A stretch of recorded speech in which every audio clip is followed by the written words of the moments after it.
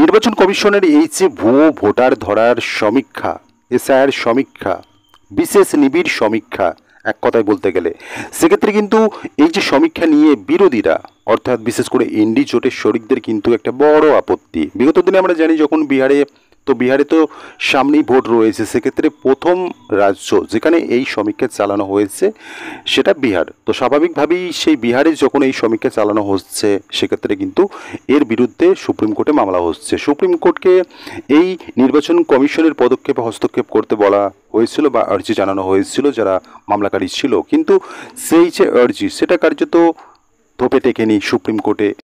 Supreme court এই জিনিসটা বিবেচনা করতে বলে নির্বাচন কমিশনকে যে অন্যান্য যে সমস্ত নথিগুলো রয়েছে বার্থ সার্টিফিকেট ছাড়া সেগুলো নিয়েও যেন তারা বিবেচনা করে, এটাই বলেছিল। এবং তারা কিন্তু এই যে নির্বাচন কমিশনের যে সমীক্ষা সেটাতে হস্তক্ষেপ করেনি। নির্বাচন কমিশন যেটা করছে সেটা কিন্তু জারি থাকছে।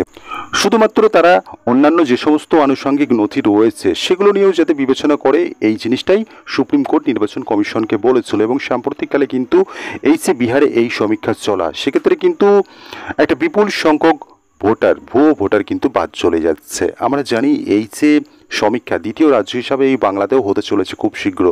এখানে তো একটা হুলস্থুলুস কাণ্ড হয়েছে, রাজনৈতিক পরিবেশ উত্তপ্ত হয়েছে, শাসক বনাম বিরোধী।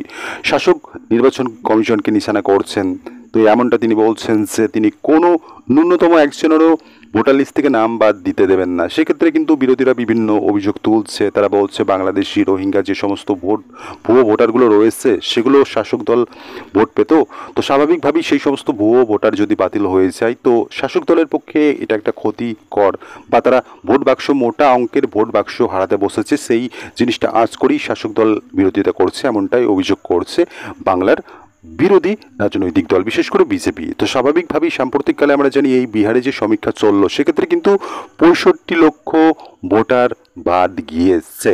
এবার প্রশ্ন হলো এটা নিয়েও কিন্তু সুপ্রিম কোর্টে মামলা হচ্ছে।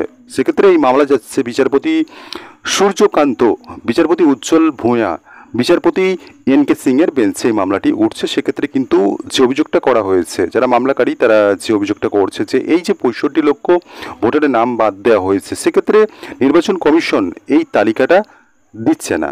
সেক্ষেত্রে কিন্তু এই যে অভিযোগটা সেটা কিন্তু নির্বাচন কমিশন খণ্ডন করছে এবং বলছে তারা সমস্ত রাজনৈতিক দলকে এই যে 65 লক্ষ ভুয়ো ভোটার বাদ গেছে সেই লিস্ট তারা তুলে দিয়েছে, কিন্তু মামলাকারীরা বলছে সেই লিস্ট নির্বাচন কমিশন দেয়নি। এই 65 লক্ষ বাদ যাওয়া ভোটার লিস্টের নাম, সেক্ষেত্রে বলা হচ্ছে যে 32 লক্ষ ভোটার স্থায়ীভাবে অন্যত্র চলে গিয়েছে, মানে এক রাজ্য থেকে অন্য রাজ্যে চলে গিয়েছে।